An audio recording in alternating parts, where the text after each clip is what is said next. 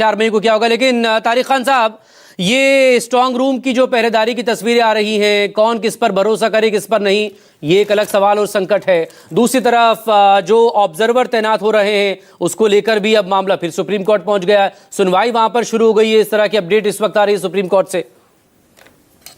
अभी बीजेपी के प्रवक्ता ने कहा कि ममता दीदी ने केंद्र सरकार के जो बल थे उससे कहा कि यहाँ आपका क्या काम है। ठीक है, नहीं होना चाहिए ऐसा, ट्रस्ट होना चाहिए। भारत अखंड है, क्या बंगाल भारत का हिस्सा नहीं है? बिल्कुल। और गृह मंत्री का यह कहना बिल्कुल जस्टिफाइड है कि ये बंगाल पुलिस पीछे खिसक जाओ, पीछे चले जाओ। तब भारत का नहीं, तब भारत की बात नहीं है, तब अखंडता की बात नहीं होगी, तब ट्रस्ट की बात नहीं, तब ट्रस्ट की बात नहीं। ये गृह मंत्री कह सकते हैं क्योंकि विशेष अधिकार है उनके। अच्छा, बात ट्रस्ट की है चुनाव आयोग की, तो मैं एक सवाल खड़ा करता हूं, बहुत मूलभूत सवाल है। चुनाव आयोग ने जो बीजेपी ने कहा वो कर दिया, क्योंकि ये शक था कि टीएमसी बंगाल में कुछ गड़बड़ कर सकती है। बड़ी अच्छी बात है, फेयर इलेक्शन होना चाहिए। एसआईआर चल रहा था यूपी में, बीजेपी की सरकार है। हमने कई अधिकारियों को कहा कि हमें इन पे ट्रस्ट नहीं है, एसआईआर में इनको बदल देना चाहिए। चुनाव आयोग चुप।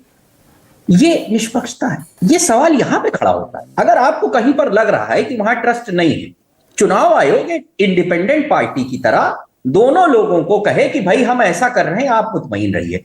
चुनाव आयोग सिर्फ बीजेपी को मुतमईन करता है, सिर्फ बीजेपी को समझाता है ठीक है साहब आपने ये कहा, मैं डीजीपी बदल दूंगा। साहब आपने कहा मैं 400 कर्मचारी बदल दूंगा। साहब आपने कहा हम जो इलेक्शन के जो मेन ऑफिसर हैं उनको केंद्र के इंप्लॉय को बना दूंगा। साहब आपने कहा हम यहां पर केंद्र सुरक्षा बल लगा देंगे। साहब आपने कहा हम एनआईए को लगा देंगे। साहब आपने कहा यहां बम हम ढूंढने लगेंगे।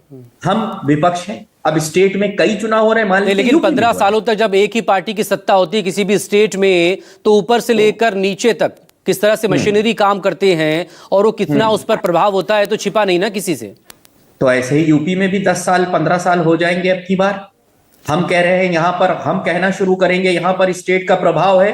हम जब कहना शुरू करेंगे कि डीजीपी बदल दो, मैं कह रहा हूं डीजीपी छोड़िए, कांस्टेबल नहीं बदलेंगे।